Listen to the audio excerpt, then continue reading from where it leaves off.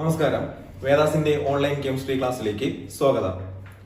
അപ്പോൾ കഴിഞ്ഞ വീഡിയോയിൽ നമ്മൾ ഒന്നാമത്തെ പാഠമാണ് പഠിച്ചു നിർത്തിയത്. പീരിയോഡിക് ടേബിളും ഇലക്ട്രോൺ വിന്യാസവും അല്ലെങ്കിൽ പീരിയോഡിക് ടേബിൾ ആൻഡ് ഇലക്ട്രോണിക് കോൺഫിഗറേഷനെ കുറിച്ച് കൂടുതൽ കാര്യങ്ങൾ നമ്മൾ പഠിച്ചു. ഇനി നമ്മൾ പഠിക്കാൻ പോകുന്നത് മൂന്നാമത്തെ പാഠമാണ്. മൂന്നാമത്തെ പാഠം എന്ന് പറയുന്നത് ക്രിയാശീല ശ്രേണിയും വൈദ്യുത രസതന്ത്രവും എന്നാണ് പാഠത്തിന്റെ പേര്. അപ്പൊ ഈ പാഠം വരെയാണ് നിങ്ങൾക്ക് സാധാരണ രീതിയിൽ ഓണ പരീക്ഷയ്ക്ക് ചോദിക്കുന്ന ക്വസ്റ്റ്യൻ വരുന്നത്. അപ്പൊ ആദ്യത്തെ 3 പാഠങ്ങളാണുള്ളത്. അപ്പൊ അതിൽ മൂന്നാമത്തെ പാഠമായിട്ടുള്ള ക്രിയാശീല ശ്രേണിയും വൈദ്യുത രസതന്ത്രവുമാണ് നമ്മൾ ഇന്ന് പഠിക്കാൻ പോകുന്നത്, അല്ലെങ്കിൽ reactivity series and electro chemistry. അപ്പൊ ഈ പാഠത്തിൽ എന്തൊക്കെ കാര്യങ്ങൾ പഠിക്കണമെന്ന് നമുക്ക് ജസ്റ്റ് ഒന്ന് മനസ്സിലാക്കി വെക്കണം.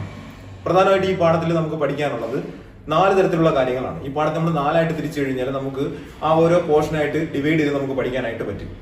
അതിൽ ഒന്നാമതായിട്ട് നമ്മൾ അറിഞ്ഞിരിക്കേണ്ടത്, നമ്മൾ 9ാം ക്ലാസ്സിലും അല്ലെങ്കിൽ 8ാം ക്ലാസ്സിലൊക്കെ പഠിച്ചിട്ടുള്ള രാസപ്രവർത്തനങ്ങൾ, കെമിക്കൽ റിയാക്ഷനെ കുറിച്ചാണ്. എങ്ങനെയുള്ള കെമിക്കൽ റിയാക്ഷൻ എന്ന് ചോദിച്ചാൽ, മെറ്റൽസ്, ലോഹങ്ങൾ വായുവുമായിട്ട്, എയറുമായിട്ടോ അല്ലെങ്കിൽ വാട്ടറുമായിട്ടോ, ജലവുമായിട്ടോ അതുപോലെ തന്നെ ആസിഡുമായിട്ടോ ഒക്കെ ഉള്ള റിയാക്ഷൻ. ആ റിയാക്ഷൻ എല്ലാ ലോഹങ്ങളും ഒരേ രീതിയിലാണോ പ്രവർത്തിക്കുന്നത് അല്ലെങ്കിൽ റിയാക്ഷനിൽ ഏർപ്പെടുന്നത്, അത് ഈ ഓരോരുത്തരുടെയും പ്രവർത്തനങ്ങളിൽ വേരിയേഷൻ അല്ലെങ്കിൽ വ്യത്യാസമുണ്ടോ എന്നൊക്കെയാണ് നമ്മൾ ആ ഒന്നാമത്തെ ഘട്ടത്തിൽ പഠിക്കുന്നത്. അതിന്റെ അടിസ്ഥാനത്തിൽ നമ്മളൊരു ക്രിയാശീല ശ്രേണി ഉണ്ടാക്കി ആ ക്രിയാശീല ശ്രേണിയെ കുറിച്ചും നമ്മൾ പഠിക്കും. റിയാക്ടിവിറ്റി സീരീസിനെ കുറിച്ച് നമ്മൾ എന്ത് ചെയ്യും, പഠിക്കും. അതുപോലെ രണ്ടാമത്തെ സെക്ഷനിലേക്ക് വരുമ്പോൾ ഡിസ്പ്ലേസ്മെന്റ് റിയാക്ഷൻ അല്ലെങ്കിൽ ആദേശ രാസപ്രവർത്തനങ്ങളെ കുറിച്ചാണ് നമ്മൾ പഠിക്കുന്നത്. ആ ഡിസ്പ്ലേസ്മെന്റ് റിയാക്ഷൻ കഴിഞ്ഞു കഴിഞ്ഞാൽ പിന്നെ വരുന്ന 2 കാര്യങ്ങൾ സെല്ലുകളെ കുറിച്ചാണ്. നിങ്ങൾക്കറിയാം, നമ്മൾ ഒരുപാട് ആവശ്യങ്ങൾക്ക് ഈ ബാറ്ററിയും മറ്റൊക്കെ ഉപയോഗിക്കുന്നതാണ്. സാധാരണ ബാറ്ററികളിൽ നടക്കുന്ന പ്രവർത്തനം എങ്ങനെയുള്ള പ്രവർത്തനമാണ് എന്ന് നമുക്കറിയാം. ബാറ്ററികളിലൊക്കെ സാധാരണ നടക്കുന്നത് രാസോർജം വൈദ്യുതോർജമായി മാറുകയാണ് ചെയ്യുന്നത്. അതായത് കെമിക്കൽ എനർജി എന്തായിട്ട് കൺവേർട്ട് ചെയ്യും, ഇലക്ട്രിക്കൽ എനർജി ആയിട്ട് കൺവേർട്ട് ചെയ്യുന്ന ഡിവൈസുകളാണ് ഇത്തരം ഡിവൈസുകൾ. അപ്പൊ അങ്ങനെയുള്ള സെല്ലുകളെ കുറിച്ച് നമുക്ക് പഠിക്കാനുണ്ട്. അതിൽ ആദ്യമായി പഠിക്കേണ്ട സെല്ല് ഗാൽവനിക് സെല്ലാണ്. ആ ഗാൽവനിക് സെല്ല് പഠിക്കുന്നു. അതിനുശേഷം നമ്മൾ എന്ത് പഠിക്കുന്നു, രണ്ടാമത്തെ മറ്റൊരു സെല്ലായ ഇലക്ട്രോളിറ്റിക് സെൽ അല്ലെങ്കിൽ വൈദ്യുത വിശ്ലേഷണ സെല്ലിനെ കുറിച്ച് പഠിക്കും. പിന്നെ അതിനുശേഷം അവസാനമായി ഈ പാഠത്തിൽ പഠിക്കാനുള്ളത് വൈദ്യുത വിശ്ലേഷണ സെല്ലുമായി ബന്ധപ്പെട്ട ചില നമ്മുടെ ഡെയിലി ലൈഫിൽ നമ്മൾ ഉപയോഗിക്കുന്ന അല്ലെങ്കിൽ അതിന്റെ ആപ്ലിക്കേഷൻസ് എന്തൊക്കെയാണ് എന്നുള്ള കാര്യമാണ്. അപ്പൊ ഇത്രയും കാര്യങ്ങളാണ് ഈ പാഠത്തിൽ നമ്മൾ പഠിക്കുന്നത്. വളരെ ചെറിയ ഒരു പാഠമാണ്, വളരെ സിമ്പിൾ ആയിട്ട് നിങ്ങൾക്ക് പഠിച്ചെടുക്കാൻ കഴിയുന്ന ഒരു പാഠം കൂടിയാണ്. അപ്പൊ 9ാം ക്ലാസ്സിൽ പഠിച്ച ചില കാര്യങ്ങൾ, ഓക്സിഡേഷൻ റിഡക്ഷൻ അല്ലെങ്കിൽ ഓക്സീകരണം നിരോക്സീകരണം എന്ന കാര്യങ്ങളൊക്കെ അറിയാവുന്ന ഒരാൾക്ക് വളരെ സിമ്പിൾ ആയിട്ട് ഈ ഒരു പാഠം എന്ത് ചെയ്യാനായിട്ട് പറ്റും, മനസ്സിലാക്കി പഠിക്കുവാനും ഇതിനകത്ത് നിന്ന് ചോദിക്കുന്ന ചോദ്യങ്ങൾക്ക് മാർക്ക് നേടുവാനായിട്ടും സാധിക്കും. അപ്പൊ നമുക്ക് പാഠത്തിലേക്ക് കടക്കാം. അപ്പൊ നമുക്ക് പഠിക്കാനുള്ളത്, ആദ്യമായിട്ട് ഇതിൽ പഠിക്കാനുള്ള, ഒന്നാമതായിട്ട് പഠിക്കാനുള്ള കാര്യം എന്ന് പറയുന്നത് ലോഹങ്ങൾ, മെറ്റൽസ്. നമുക്കറിയാം ചില മെറ്റൽസ് നമ്മൾ എടുത്തിട്ട് ആ മെറ്റൽസുകളുടെ രാസപ്രവർത്തനങ്ങളെ കുറിച്ചാണ് നമുക്ക് ആദ്യമായിട്ട് പഠിക്കാനുള്ളത്. അപ്പോൾ മെറ്റൽസ്, ഏതാനും മെറ്റൽസ് നമ്മൾ എടുക്കുന്നു. ആ മെറ്റൽസിൽ ആദ്യം അവർ ജലവുമായിട്ടുള്ള റിയാക്ഷൻ അല്ലെങ്കിൽ വാട്ടറുമായിട്ട് എങ്ങനെ റിയാക്ഷനിൽ ഏർപ്പെടുന്നു, ഓരോ മെറ്റലും ഒരുപോലെയാണോ അല്ലെങ്കിൽ വ്യത്യസ്ത തരത്തിലാണോ രാസപ്രവർത്തനത്തിൽ ഏർപ്പെടുമ്പോൾ അവരുടെ വേഗത, ആ രാസപ്രവർത്തനത്തിന്റെ വേഗത എങ്ങനെയാണ്, ആ ഒരു കാര്യമാണ് നമ്മൾ പഠിക്കാനായിട്ട് പോകുന്നത്. അപ്പോ അതിനു വേണ്ടിയിട്ട് നമ്മൾ ഒരു ചെറിയ പരീക്ഷണം ചെയ്യുകയാണ്. അപ്പോൾ പരീക്ഷണത്തിന് വേണ്ടി നമ്മൾ 3 ബീക്കർ എടുക്കുന്നു. ആ 3 ബീക്കറിൽ തുല്യ അളവിൽ ജലം എടുക്കുന്നു. അപ്പൊ നിങ്ങൾക്ക് കാണാൻ സാധിക്കും, ഇതുപോലെ 3 ബീക്കർ എടുത്തതിനു ശേഷം ആ ബീക്കറിൽ നമ്മൾ തുല്യ അളവിൽ തന്നെ എന്ത് ചെയ്യുന്നു, ജലം എടുക്കുന്നു. അങ്ങനെ ജലം എടുത്തതിനു ശേഷം 3 മെറ്റൽസ് ഞാൻ എടുത്തിട്ടുണ്ട്. ഏതൊക്കെയാണ്? Sodium, magnesium, copper. ഈ 3 മെറ്റലാണ് ഞാൻ ഉപയോഗിക്കുന്നത്. ഈ 3 മെറ്റലിനെ ഞാൻ എന്ത് ചെയ്യുന്നു, ഈ ബീക്കറിലിരിക്കുന്ന ജലത്തിലേക്ക് ഇടുന്നു. ഈ ബീക്കറിലിരിക്കുന്ന വെള്ളത്തിന്റെ അല്ലെങ്കിൽ ജലത്തിന്റെ പ്രത്യേകത എന്ന് പറഞ്ഞാൽ ഇതെല്ലാം കോൾഡ് വാട്ടർ ആണ്, അതായത് തണുത്ത ജലമാണ്. അപ്പൊ ഈ തണുത്ത ജലത്തില് ഈ 3 ലോഹങ്ങളുടെയും പ്രവർത്തനം അല്ലെങ്കിൽ അവരുടെ റിയാക്ഷൻ എങ്ങനെയാണ് എന്നാണ് നമ്മൾ ആദ്യം മനസ്സിലാക്കാനായിട്ട് പോകുന്നത്. അപ്പൊ അതിനുവേണ്ടി നമുക്ക് എന്ത് ചെയ്യാം, നിങ്ങൾ ചെറിയ ക്ലാസ്സിലേക്ക് ചിലപ്പോൾ 8ാം ക്ലാസ്സിലൊക്കെ പഠിച്ചിട്ടുണ്ട്. ഈ തന്നിരിക്കുന്ന ലോഹങ്ങളിൽ ആരായിരിക്കും വളരെ വിഗറസ് ആയിട്ട് അല്ലെങ്കിൽ തീവ്രമായിട്ട് ഈ പറയുന്ന ജലവുമായിട്ട്, തണുത്ത ജലവുമായിട്ട് രാസപ്രവർത്തനത്തിൽ ഏർപ്പെടുന്നത് എന്ന് നിങ്ങൾക്കറിയാം. എന്നാലും നമുക്ക് ആ പരീക്ഷണം ഒന്ന് ചെയ്തു നോക്കാം. അപ്പൊ പരീക്ഷണത്തിന് വേണ്ടി ഞാൻ എന്ത് ചെയ്യുന്നു, ഈ 3 ലോഹങ്ങളും എടുക്കുമ്പോൾ ശ്രദ്ധിക്കുക, 3 ലോഹവും ഒരേ മാസും ഒരേ വലുപ്പവുമുള്ള 3 ലോഹങ്ങൾ തന്നെ നമ്മൾ എന്ത് ചെയ്യുക, എടുക്കും. അപ്പൊ സോഡിയം എത്ര എടുക്കുന്നോ അതേ മാസിലും അതേ വലുപ്പത്തിലുമുള്ള മഗ്നീഷ്യവും കോപ്പറും തന്നെ നമ്മൾ എടുക്കണം. കാരണം മാസിലോ വലുപ്പത്തിലോ വ്യത്യാസം വന്നാൽ രാസപ്രവർത്തനത്തിൽ ഏർപ്പെടുന്ന ആ ഒരു വേഗതയും എന്ത് ചെയ്യാം, മാറ്റം വരാൻ സാധ്യതയുണ്ട്. അപ്പൊ അങ്ങനെ ഉണ്ടാകാതിരിക്കാൻ ഒരേ പ്രവർത്തനത്തിൽ തന്നെ ഇവരെങ്ങനെ റിയാക്ഷനിൽ ഏർപ്പെടുന്നു എന്ന കാര്യമാണ് നമ്മൾ മനസ്സിലാക്കാൻ പോകുന്നത്. അപ്പോ സോഡിയം, മഗ്നീഷ്യം, കോപ്പർ ഈ 3 ലോഹങ്ങൾ ഞാൻ എന്ത് ചെയ്യുന്നു, ഈ ജലത്തിലേക്ക് ഇടുന്നു. 3 ബീക്കറിലും ഇരിക്കുന്ന ജലത്തിലേക്ക് ഇടുന്നു. അതിനുശേഷം ഒബ്സർവ് ചെയ്യും എന്താണ് അവിടെ നടക്കുന്ന ഒബ്സർവേഷൻ എന്ന് ഞാൻ എന്ത് ചെയ്യുന്നു, നോക്കുന്നു. അപ്പൊ നമുക്ക് നിരീക്ഷണം മനസ്സിലാക്കാനായിട്ട് സാധിക്കും. എന്താ നമ്മൾ പഠിച്ചിട്ടുണ്ട്, സോഡിയം തണുത്ത ജലവുമായിട്ട് വളരെ തീവ്രമായിട്ട്, അതായത് കൂടുതൽ തീവ്രമായിട്ട് പ്രവർത്തിക്കുന്നത് ആരാണ്, സോഡിയമാണ് എന്ന് പറയാം. കാരണം മഗ്നീഷ്യത്തിനെയോ കോപ്പറിനെയോ വെച്ച് നോക്കിയാൽ വളരെ തീവ്രമായിട്ട് ജലവുമായി പ്രവർത്തിക്കുന്ന ലോഹം ഏതാണ്, സോഡിയമാണ്. കാരണം സോഡിയം വെള്ളത്തിലിടുന്ന സമയത്ത് അത് കത്തുന്നതായിട്ട് നമുക്ക് കാണാൻ സാധിക്കും. അതിൽ നിന്ന് നമുക്ക് മനസ്സിലാക്കാം ഈ 3 ലോഹങ്ങളിൽ ഏറ്റവും വേഗത്തിൽ അല്ലെങ്കിൽ ഏറ്റവും തീവ്രമായിട്ട് ജലവുമായി പ്രവർത്തിച്ചത്, തണുത്ത ജലവുമായിട്ട് പ്രവർത്തിച്ചത് ആരാണ് എന്ന് ചോദിച്ചാൽ നമുക്ക് പറയാം അത് സോഡിയമാണ്. അപ്പൊ സോഡിയം വളരെ തീവ്രമായിട്ട് ആരുമായി പ്രവർത്തിക്കുന്നു, തണുത്ത ജലവുമായി പ്രവർത്തിക്കുന്നു എന്ന് നിങ്ങൾ മനസ്സിലാക്കണം. ഇനി അതിനുശേഷം നമ്മൾ ഇവർ രണ്ടുപേരിലും നോക്കിയാൽ മഗ്നീഷ്യം വളരെ സാവധാനം മാത്രം ആരുമായി പ്രവർത്തിക്കുന്നു, തണുത്ത ജലവുമായിട്ട് പ്രവർത്തിക്കുന്നു. വളരെ സാവധാനം മാത്രം പ്രവർത്തിച്ച് ഒരു ഗ്യാസ് ഉണ്ടാകുന്നു. സോഡിയം പുറത്തുവിടുന്നത് പോലെ തന്നെ ഒരു ഗ്യാസ് ആരും പുറത്തുവിടുന്നു, മഗ്നീഷ്യത്തിൽ നിന്നുള്ള ഭാഗത്ത് നിന്ന് ഉണ്ടാകുന്നു. അത് ഏതാണ് ആ ഗ്യാസ് നമുക്കറിയാം, ഹൈഡ്രജൻ ആണ്. ആ ഗ്യാസ് ഏതാണ്, ഹൈഡ്രജൻ ആണ്. അപ്പോ സോഡിയം വളരെ തീവ്രമായി ജലവുമായി പ്രവർത്തിച്ച് ഹൈഡ്രജനെ വളരെ പെട്ടെന്ന് റിലീസ് ചെയ്തു. എന്നാൽ മഗ്നീഷ്യം തണുത്ത ജലവുമായിട്ട് വളരെ സാവധാനം മാത്രം പ്രവർത്തിച്ച് ഹൈഡ്രജനെ പ്രൊഡ്യൂസ് ചെയ്തു. അതുപോലെ നമ്മൾ കോപ്പറിനെ നോക്കി കഴിഞ്ഞാൽ അവിടെ ഒരു തരത്തിലുള്ള റിയാക്ഷൻ നടക്കുന്നതായിട്ട് നമുക്ക് കാണാനായിട്ട് സാധിക്കില്ല. കാരണം കോപ്പർ ജലവുമായിട്ട് രാസപ്രവർത്തനത്തിൽ വളരെ പെട്ടെന്ന് എന്ത് ചെയ്യാറില്ല, ഏർപ്പെടുന്നില്ല എന്ന് നമുക്ക് എന്ത് ചെയ്യാം, മനസ്സിലാക്കാം. അപ്പോൾ ഇവിടെ റിയാക്ഷൻ ഒന്നും തന്നെ ഇല്ല എന്ന് നമുക്ക് മനസ്സിലാക്കാം. അപ്പൊ ഇവരെ രണ്ടുപേരെയും കമ്പയർ ചെയ്താൽ അതിൽ ഏറ്റവും തീവ്രമായിട്ട് വിഗ്രസ് ആയിട്ട് വാട്ടറുമായിട്ട് റിയാക്ട് ചെയ്ത് ആരാണെന്ന് ചോദിച്ചാൽ നമുക്ക് പറയാം അത് സോഡിയമാണ്. അതിനുശേഷം നമുക്ക് പറയാം മഗ്നീഷ്യം എന്ന് പറയുന്നത് വളരെ സാവധാനത്തിൽ മാത്രം, വളരെ തീവ്രത കുറഞ്ഞ രീതിയിൽ മാത്രം എന്ത് ചെയ്യുന്നു, തണുത്ത ജലവുമായിട്ട് പ്രവർത്തിക്കുന്നു. അങ്ങനെ ഹൈഡ്രജൻ വാതകം ഉണ്ടാകുന്നു. അപ്പൊ ഈ 3 ലോഹങ്ങളെയും കമ്പയർ ചെയ്യുമ്പോൾ നമുക്ക് മനസ്സിലാക്കാൻ സാധിക്കുന്ന ഒരു കാര്യം എന്താണെന്ന് ചോദിച്ചാൽ ഇത് 3 ലോഹങ്ങളാണ്. ഇപ്പൊ സോഡിയം എടുത്താലും മഗ്നീഷ്യം എടുത്താലും കോപ്പർ എടുത്താലും ഇത് 3 എന്താണ്, ലോഹങ്ങളാണ്. പക്ഷെ ഇവിടുത്തെ പ്രത്യേകത എന്താ, ഈ 3 ലോഹങ്ങളും ജലവുമായി പ്രവർത്തിച്ചത് 3 വ്യത്യസ്ത രീതിയിലാണ്. അതിൽ നിന്ന് നമുക്ക് മനസ്സിലാക്കാൻ പറ്റുന്നത് എന്താ, ഓരോ മെറ്റലിന്റെയും, ഏത് മെറ്റൽ നമ്മൾ എടുത്താലും ഓരോ മെറ്റലിന്റെയും റിയാക്ടിവിറ്റി എന്ന് പറയുന്നത് ഇൻഡിപെൻഡന്റ് ആയിരിക്കും, ഓരോരുത്തരെ ആശ്രയിച്ചിരിക്കും. അല്ലാതെ മെറ്റൽസ് എല്ലാം ഒരുപോലെ റിയാക്ഷനിൽ ഏർപ്പെടും എന്ന് നമുക്ക് ഒരിക്കലും എന്ത് ചെയ്യാൻ പറ്റില്ല, കൺക്ലൂഡ് ചെയ്ത് പറയാൻ പറ്റില്ല. ഓരോ മെറ്റലും എന്ത് ചെയ്യും, അതിന്റേതായിട്ടുള്ള രീതിയിൽ വളരെ തീവ്രമായിട്ട് പ്രവർത്തിക്കുന്ന മെറ്റൽസ് കാണും, അതുപോലെ സാവധാനം മാത്രം ജലവുമായിട്ട് പ്രവർത്തിക്കുന്ന മെറ്റൽസ് ഉണ്ട് എന്ന് നമുക്ക് പറയാം. അപ്പോ ഈ 3 ലോഹങ്ങളെയും മെറ്റലിനെയും നമ്മൾ എടുത്താൽ ഇതിൽ ആരാണ് തീവ്രമായി പ്രവർത്തിച്ചത് എന്നതിന്റെ അടിസ്ഥാനത്തിൽ നമുക്ക് ഇവയുടെ റിയാക്ടിവിറ്റി കുറഞ്ഞു വരുന്ന രീതിയിൽ നമുക്കൊന്ന് എഴുതി നോക്കാം. അതായത് ജലവുമായിട്ട്, തണുത്ത ജലവുമായിട്ട് ഏറ്റവും വേഗത്തിൽ പ്രവർത്തിച്ചത് സോഡിയമാണ്.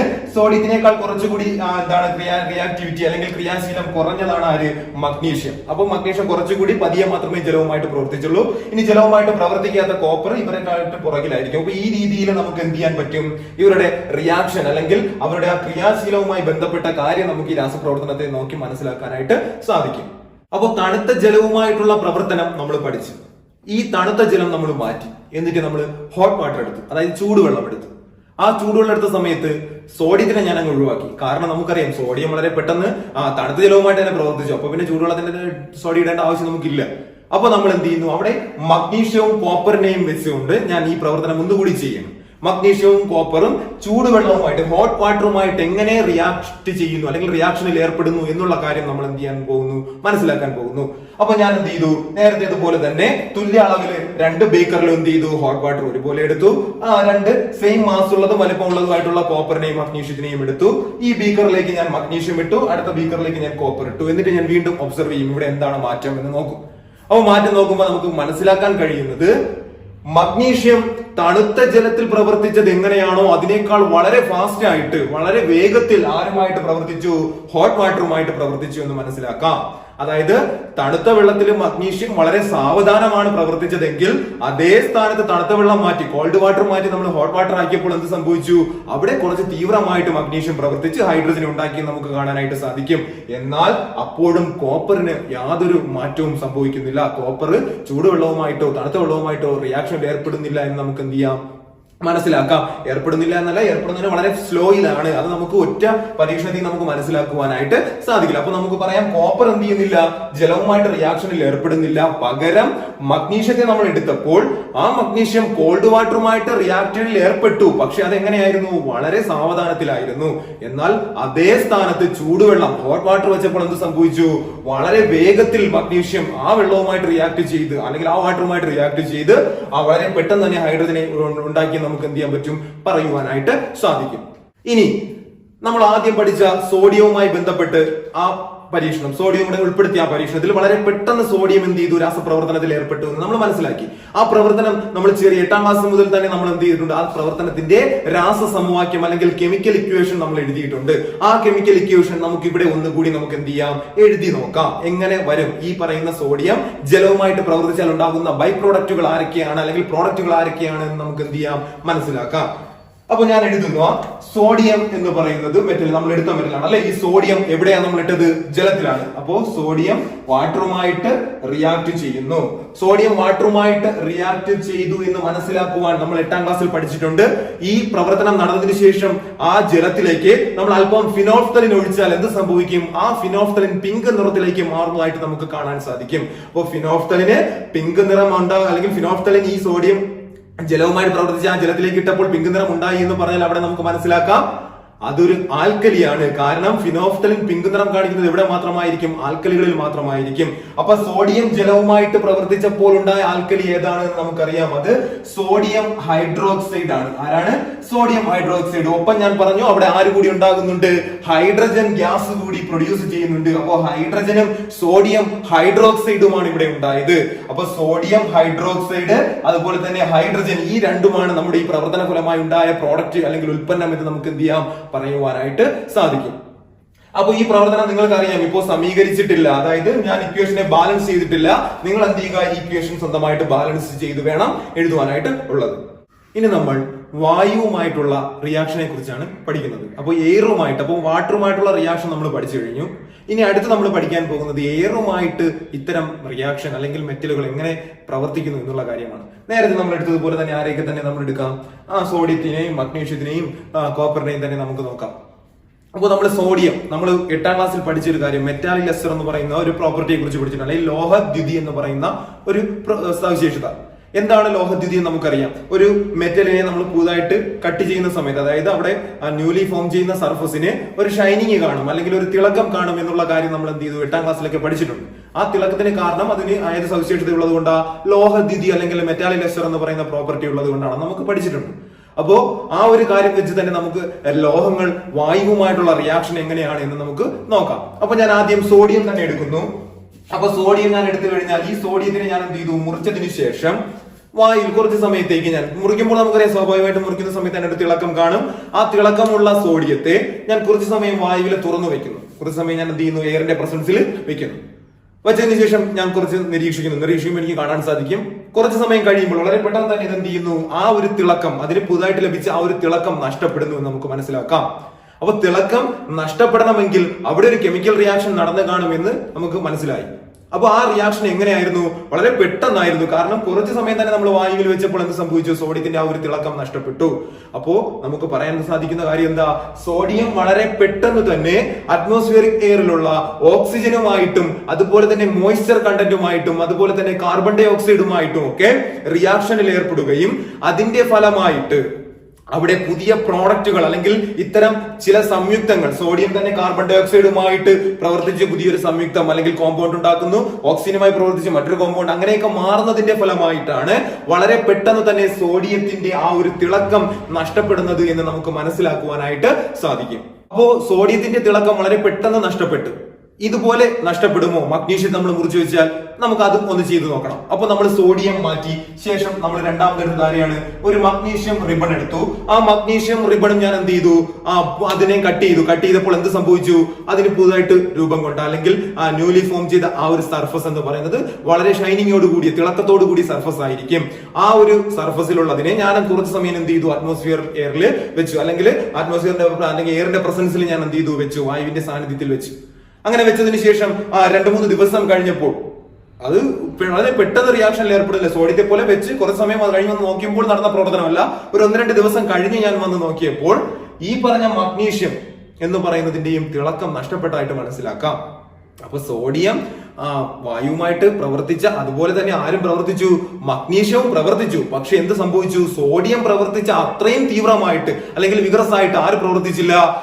മഗ്നീഷ്യം പ്രവർത്തിച്ചില്ല. മഗ്നീഷ്യം സാവധാനത്തിൽ മാത്രം പ്രവർത്തിച്ചു. അതുകൊണ്ടാണ് ആ ടൈം എടുത്തത്. നമുക്ക് ഒരു 2-3 ദിവസം എടുക്കാനുള്ള കാരണം ആ ഒരു ടൈം, അത്തരം ആ പ്രവർത്തനം എന്ന് പറയുന്നത് വളരെ സാവധാനത്തിൽ മാത്രം നടക്കുന്ന പ്രവർത്തനമാണ്. അതുകൊണ്ടാണ് അത്രയും ടൈം എടുത്തിട്ട് അതിന്റെ തിളക്കം നഷ്ടപ്പെട്ടു. അപ്പൊ ഈ 2 ലോഹങ്ങളെ തന്നെ കമ്പയർ ചെയ്യുമ്പോൾ നമുക്ക് മനസ്സിലാക്കാൻ കഴിയുന്ന കാര്യം എന്താ? ഈ 2 ലോഹങ്ങളിൽ തന്നെ രണ്ടുപേരുടെയും വായുമായിട്ടുള്ള പ്രവർത്തനം ഒരുപോലെയല്ല. ഒരാൾ വളരെ പെട്ടെന്ന് വായുവുമായിട്ട് റിയാക്ട് ചെയ്ത് അതിന്റെ തിളക്കം നഷ്ടപ്പെടുന്നു. എന്നാൽ അതേ സ്ഥാനത്ത് മഗ്നീഷ്യത്തെ നമ്മൾ നോക്കിയപ്പോൾ അത് വളരെ സാവധാനത്തിൽ മാത്രം പ്രവർത്തിച്ചിട്ട് അതിന്റെ തിളക്കം എന്ത് ചെയ്തു? നഷ്ടപ്പെട്ടു. ഇനി അതുപോലെ നമ്മൾ കോപ്പർ എടുത്തിട്ട് നമ്മൾ നോക്കുന്നു. കോപ്പർ നമ്മൾ എടുത്ത് ഇതുപോലെ മുറിച്ച് വെച്ച് കഴിഞ്ഞാല് നമ്മൾ 1-2 ദിവസം കഴിഞ്ഞിട്ട് വന്ന് നോക്കിയെന്ന് പറഞ്ഞിട്ട് അതിന് യാതൊരുവിധ മാറ്റവും കാണാൻ സാധിക്കില്ല. അപ്പോ നേരത്തെ പറഞ്ഞതുപോലെ തന്നെയാണ് കോപ്പർ എന്ന് പറയുന്നത് വളരെ സാവധാനം മാത്രം. അതായത് കോപ്പർ വളരെ പെട്ടെന്ന് റിയാക്ഷൻ, അവിടെ ഒരു റിയാക്ഷൻ നടക്കൂല. വളരെ പെട്ടെന്ന് ഒരു റിയാക്ഷൻ എന്ത് ചെയ്യാറില്ല, നടക്കാറില്ല. അപ്പോ കോപ്പർ എന്ത് ചെയ്യുന്നില്ല, നമുക്ക് വളരെ പെട്ടെന്ന് വായുമായിട്ട് റിയാക്ഷനിൽ ഏർപ്പെടുന്നില്ല. അതുകൊണ്ട് തന്നെ കോപ്പറിനെ മുറിച്ച് വെച്ചെന്ന് പറഞ്ഞിട്ട് നമുക്ക് ഒരു ദിവസം 1 മാസം കഴിഞ്ഞ് വന്ന് നോക്കിയാലും അതിന് എന്ത് ചെയ്യില്ല, തിളക്കം നഷ്ടപ്പെടുന്നതായിട്ട് നമുക്ക് കാണാനായിട്ട് സാധിക്കില്ല. ഇനി അതേ സ്ഥാനത്ത് നമുക്കറിയാം കോപ്പറിന്റെയോ അലുമിനിയോ ഒക്കെ നമ്മൾ ആദ്യം മേടിക്കുന്ന ഒരു തിളക്കം ഒരിക്കലും എന്ത് ചെയ്യില്ല, അതിന് കാണില്ല. അത് കുറെ നാൾ കഴിയുമ്പോൾ അതിന് എന്ത് ചെയ്യും, ആ ഒരു നിറം മങ്ങും. അത് ഏത് ലോഹം എടുത്താലും, ഇപ്പൊ സ്വർണം എടുത്താൽ തന്നെ അതിന്റെയും നമ്മൾ മേടിക്കുന്ന സമയത്തുള്ള ആ ഒരു നിറം ഒരിക്കലും എന്ത് ചെയ്യില്ല, അല്ലെങ്കിൽ ആ ഒരു തിളക്കം ഒരിക്കലും അവസാനം വരെ എന്ത് ചെയ്യില്ല, കാണില്ല.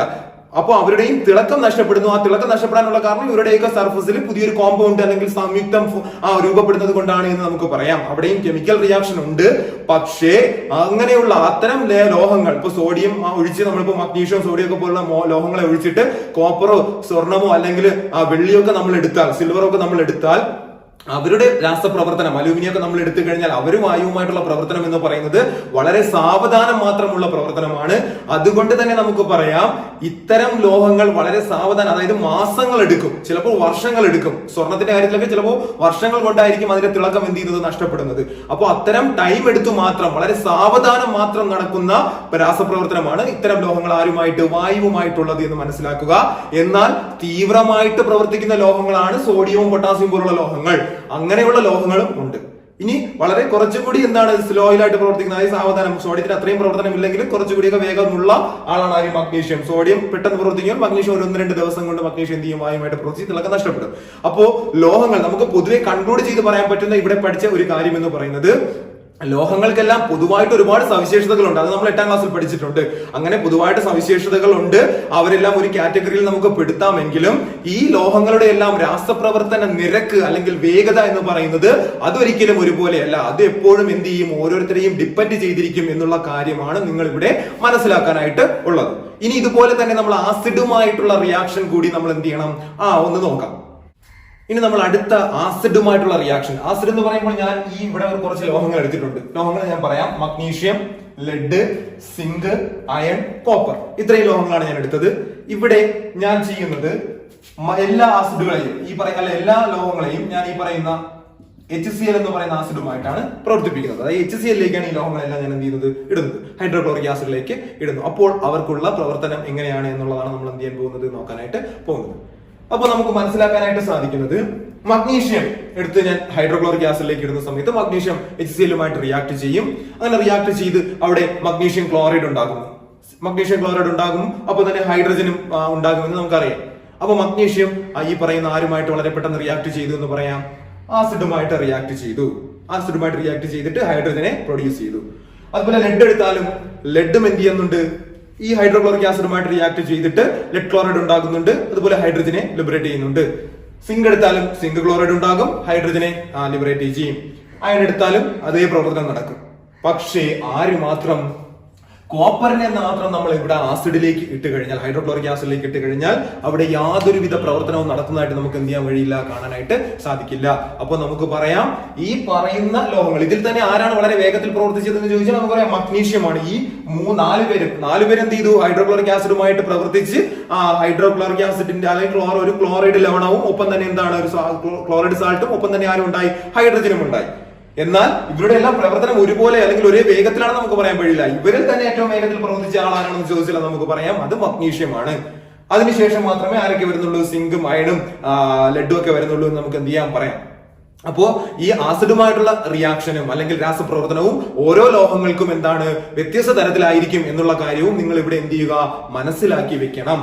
ഇനി നിങ്ങൾ മനസ്സിലാക്കേണ്ട മറ്റൊരു കാര്യം കോപ്പറിന്റെ കാര്യമാണ്. കോപ്പർ എന്ത് ചെയ്തില്ല ഈ രാസപ്രവർത്തനത്തിൽ, അതായത് നമ്മൾ ഹൈഡ്രോക്ലോറിക് ആസിഡിലേക്ക് കോപ്പർ ഇട്ടപ്പോൾ അവിടെ പ്രവർത്തനം നടന്നതുമില്ല, ഹൈഡ്രജനെ ഉണ്ടാക്കി അല്ലെങ്കിൽ ഹൈഡ്രജൻ ഉത്പാദിപ്പിച്ചതുമില്ല അല്ലെങ്കിൽ ഹൈഡ്രജൻ പ്രൊഡ്യൂസ് ചെയ്യപ്പെട്ടതുമില്ല എന്ന് നമുക്ക് എന്ത് ചെയ്യാം, പറയുവാനായിട്ട് സാധിക്കും. അപ്പൊ നമുക്ക് ഇതെല്ലാം 3 തരത്തിലുള്ള റിയാക്ഷൻ നമ്മൾ പഠിച്ചത്. ഏതൊക്കെയായിരുന്നു? ഒന്ന് വാട്ടറുമായിട്ടുള്ള റിയാക്ഷൻ. ആ വാട്ടറുമായിട്ടുള്ള റിയാക്ഷനെ തന്നെ നമ്മൾ എന്ത് ചെയ്തു, കോൾഡ് വാട്ടറിൽ സെപ്പറേറ്റ് ചെയ്തു, ഹോട്ട് വാട്ടറിൽ സെപ്പറേറ്റ് ചെയ്തു. അപ്പോൾ അവിടെയുള്ള വ്യത്യാസത്തെ കുറിച്ച് പഠിച്ചു. അവിടെയും കോപ്പർ എന്ത് ചെയ്തിട്ടില്ല, ഇത് രണ്ടുമായിട്ടും റിയാക്ട് ചെയ്യുന്നതായിട്ട് നമുക്ക് മനസ്സിലാക്കാൻ സാധിച്ചില്ല.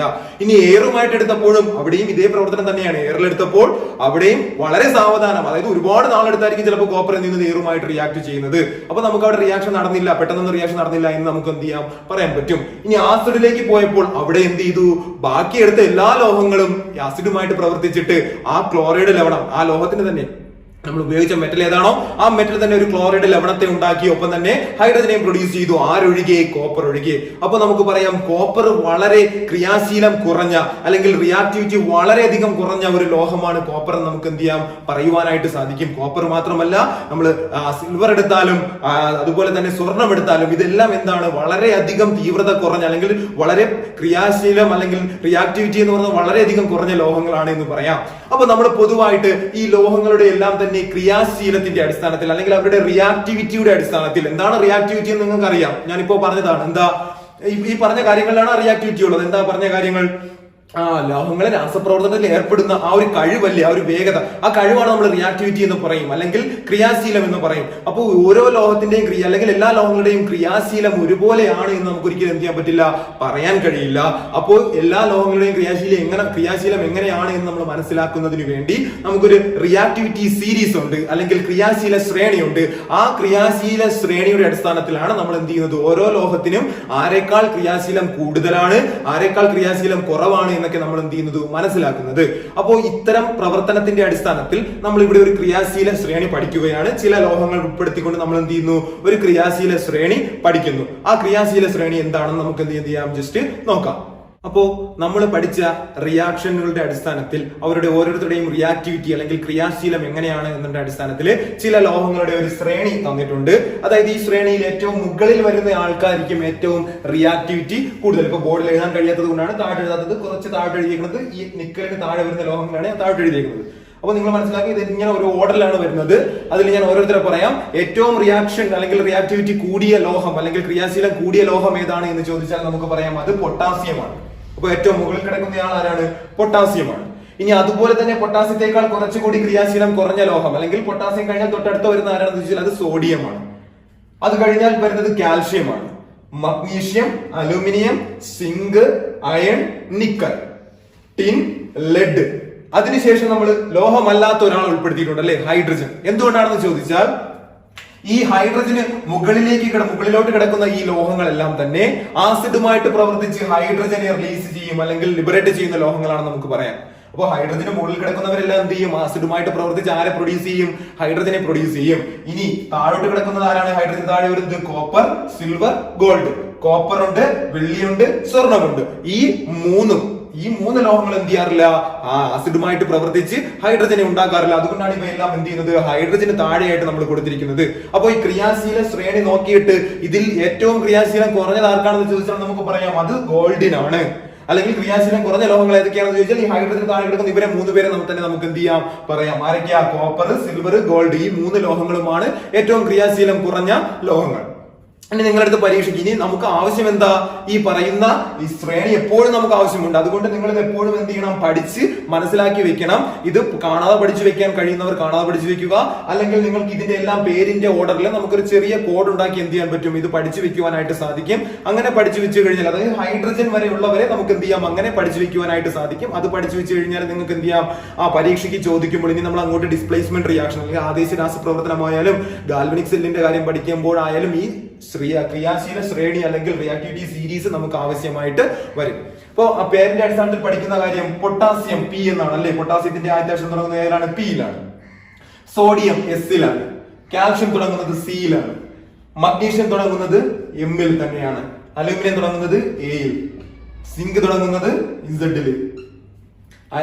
എഫ് എന്ന് പറഞ്ഞാൽ ഫെറം. ഇപ്പൊ നമ്മൾ സാധാരണ ഫെറം എന്ന് പറയാറില്ല, നമ്മൾ എന്ത് ചെയ്യാറുണ്ട്? ഇപ്പൊ ഫെറസ്, ഫെറം എന്നൊക്കെ പറയുന്ന അതിന്റെ കോമ്പൗണ്ട് ഉണ്ടാക്കുന്നു, അതിന്റെ ലാറ്റിൻ നാമം എന്നൊക്കെ നമ്മൾ 8ാം ക്ലാസ്സിൽ പഠിച്ചിട്ടുണ്ട്. പക്ഷെ നമ്മൾ കോമൺ ആയിട്ട് ഇത് അറിയപ്പെടുന്നത് എന്താണ്? അയൺ എന്നാണ് അല്ലെ. അപ്പൊ നമ്മൾ ഐ ആണ് ഉപയോഗിക്കുന്നത്. അയൺ എന്ന് എഴുതുമ്പോൾ ആദ്യത്തെ ലെറ്റർ ഏതാണ്? ഐ ആണ്. ഇനി അതുപോലെ തന്നെ നിക്കൽ എൻ ആണ്. ഇനി അതുപോലെ എസ് എൻ എന്ന് പറഞ്ഞു കഴിഞ്ഞാൽ ടിന്നിന്റെ എന്താണ്? ലാറ്റിനൈം ആയിട്ടുള്ളതിൽ നിന്നാണ് എസ് എൻ കിട്ടിയിട്ടുള്ളത്. അപ്പൊ നമ്മൾ എന്ത് ചെയ്യുന്നു? ടിന്നിന്റെ ടി കൊടുത്തു. ലെഡ് എന്ന് പറയുന്നതും അതിന്റെ ലാറ്റിനൈം നിന്നാണ് എന്ത് ചെയ്തത്? അതിന് പി ബി എന്ന് കിട്ടിയിട്ടുള്ളത്. അപ്പൊ നമ്മൾ എന്ത് ചെയ്തു? എൽ എന്ന് കൊടുത്തു. അപ്പൊ നിങ്ങൾക്ക് ഇതിനെല്ലാം കൂടി ചേർത്തിട്ട് എങ്ങനെ വായിക്കാം? ആദ്യത്തെ 3 ലെറ്റർ പി എസ് സി എന്നുണ്ട് അല്ലെ. പി എസ് സി മാസിൻഡൽ എന്ന് നമുക്ക് എന്ത് ചെയ്യാം? വായിക്കാം, ചേർത്ത് വായിക്കാം. പി എസ് സി മാസിൻഡൽ എന്ന് പറയുന്നത് എന്താണ്? ഹൈഡ്രജന് മുകളിൽ വരുന്ന ക്രിയാശീലമുള്ള ലോഹങ്ങളെ ഉൾപ്പെടുത്തിയ ശ്രേണിയാണെന്ന് നമുക്ക് പഠിച്ചു വയ്ക്കാം. അത് സിമ്പിൾ ആയിട്ട് നിങ്ങൾക്ക് ഒരിക്കലും നിങ്ങൾ പി എസ് സി മാസിൻഡൽ എന്ന് പഠിക്കുമ്പോൾ ആ പി എന്ന് പറയുന്നത് കണ്ടിട്ട് അത് ഫോസ്ഫറസ് ആണെന്ന് എഴുതി വെക്കരുത്. എസ് കണ്ടിട്ട് അത് സൾഫർ ആണെന്ന് എഴുതി വെക്കരുത്. സി കണ്ടിട്ട് കാർബൺ, അങ്ങനെ ഒരിക്കലും എഴുതരുത്. ഇതെല്ലാം ഇവരുടെ പേരിന്റെ ഫസ്റ്റ് ലെറ്റർ വെച്ച് പഠിക്കുവാനായിട്ടുള്ള എളുപ്പം വെച്ച് പറഞ്ഞത് മാത്രമേ ഉള്ളൂ. അപ്പോ പി എസ് സി എന്ന് പറയുമ്പോൾ P potassium, S sodium, C calcium. ഇനി മാസിൻ എന്ന് പറയുമ്പോൾ മാസിൻഡൽ ചേർത്തങ്ങ് പഠിക്കണം. മാസിനിൽ എം ആർ ഉണ്ട്, മഗ്നീഷ്യം, അലൂമിനിയം ഉണ്ട്, ഇസഡ് സിങ്ക് ഉണ്ട്, അതുപോലെ അയൺ ഉണ്ട്, നിക്കലിന്റെ എണ്ണുണ്ട്, അതുപോലെ ടിൻ, ലെഡ്. അപ്പൊ ഈ രീതിയിൽ നിങ്ങൾക്ക് എന്ത് ചെയ്യാൻ പറ്റും? ക്രിയാശീല ശ്രേണി ഈ ഒരു കോഡിൽ പഠിച്ചു വെച്ചാൽ നിങ്ങൾക്ക് പരീക്ഷയ്ക്ക് ചോദിക്കുമ്പോൾ ഇത് ജസ്റ്റ് ഒന്ന് എഴുതി വെച്ചിട്ട് നിങ്ങൾക്ക് ഇതിനകത്ത് നിന്ന് ആരുടെ ക്രിയാശീലമാണ് ആരെക്കാൾ കൂടുതൽ. ഇപ്പോ പരീക്ഷയ്ക്ക് നിങ്ങളുടെ അടുത്ത് ചോദിക്കുന്നു, ഇനി നമ്മൾ പഠിക്കാൻ പോകുമ്പോൾ ചിലപ്പോൾ മഗ്നീഷ്യവും സിങ്കും ഉപയോഗിച്ചുകൊണ്ട് ഒരു സെൽ ഉണ്ടാക്കാൻ പറയുന്നു. അപ്പൊ നിങ്ങൾക്ക് അതിൽ ആനോഡിൽ വരും, കാഥോഡിൽ വരും എന്നുള്ള കാര്യം ഒരു കൺഫ്യൂഷൻ ഉണ്ട്. അത് നമ്മൾ പഠിക്കുമ്പോൾ നമുക്കത് മനസ്സിലാക്കി പഠിക്കാം. അപ്പോൾ അവിടെ ക്രിയാശീലത്തിന്റെ ഓർഡർ അടിസ്ഥാനത്തിൽ മാത്രമേ നമുക്ക് ഇവരെ എഴുതാൻ പറ്റൂ. അത് എഴുതണമെങ്കിൽ ഉറപ്പായിട്ട് നമുക്ക് ഈ ഒരു ശ്രേണി അറിഞ്ഞിരിക്കണം. അപ്പൊ നിങ്ങൾ എന്ത് ചെയ്യുക? ഈ ക്ലാസ് കണ്ടതിന് ശേഷം നിങ്ങളുടെ ബുക്കിൽ ഈ പറയുന്ന ശ്രേണി നന്നായിട്ട് വരച്ചു വെക്കുക. വരച്ചു വെച്ചതിന് ശേഷം ഇത് നന്നായിട്ട് പഠിക്കുക. പഠിച്ചതിന് ശേഷം അത് പഠിക്കാൻ പറ്റാത്ത ആൾക്കാർ അല്ലെങ്കിൽ പേരുകൾ മറന്നു പോകുന്നവർ മാത്രം ഈ ഒരു കോഡ് ഉപയോഗിച്ച് പഠിച്ചു വെക്കുക. അല്ലാത്തവർ പേരുകൾ തന്നെ എന്ത് ചെയ്യുക? പഠിച്ചു വെക്കാനായിട്ട് ശ്രമിക്കണം. അത് പറ്റാത്ത ആൾക്കാർ മാത്രം ജസ്റ്റ് ഒന്ന് അതിന്റെ തുടക്ക പേര് വെച്ചുകൊണ്ട് പി എസ് സി മാസിൻഡൽ എന്ന് ഓർക്കുക. അവസാനമായിട്ട് ഇതിന് താഴെ വരുന്നത് കോപ്പർ, സിൽവർ, ഗോൾഡ് ആണ് എന്ന് മനസ്സിലാക്കണം. അപ്പൊ ഇത്രയും കാര്യങ്ങളാണ് നിങ്ങളുടെ ഈ പാഠത്തിലെ ആദ്യത്തെ സെക്ഷനിൽ പഠിക്കാനായിട്ടുള്ളത്. ഇനി നമ്മൾ അടുത്ത ക്ലാസ്സിൽ പഠിക്കാൻ പോകുന്നത് ഡിസ്പ്ലേസ്മെന്റ് റിയാക്ഷൻ അല്ലെങ്കിൽ ഈ പറയുന്ന ഏത് റിയാക്ഷനുമായി ബന്ധപ്പെട്ട കാര്യമായിരിക്കും? നമ്മൾ ആദേശ രാസപ്രവർത്തനം. ഡിസ്പ്ലേസ്മെന്റ് റിയാക്ഷൻ എന്ന് പറഞ്ഞാൽ ആദേശ രാസപ്രവർത്തനം. ആ ആദേശ രാസപ്രവർത്തനവുമായി ബന്ധപ്പെട്ട കാര്യങ്ങളായിരിക്കും നമ്മൾ പഠിക്കുന്നത്. അപ്പോൾ ഈ പറഞ്ഞ കാര്യങ്ങൾ വളരെ വളരെ വ്യക്തമായിട്ട് പഠിക്കുക. ക്ലാസ് മനസ്സിലായി എന്ന് വിശ്വസിക്കുന്നു. അടുത്ത ആദേശ രാസപ്രവർത്തനങ്ങളുമായിട്ട് നമുക്ക് അടുത്ത വീഡിയോയിൽ കാണാം. Good bye.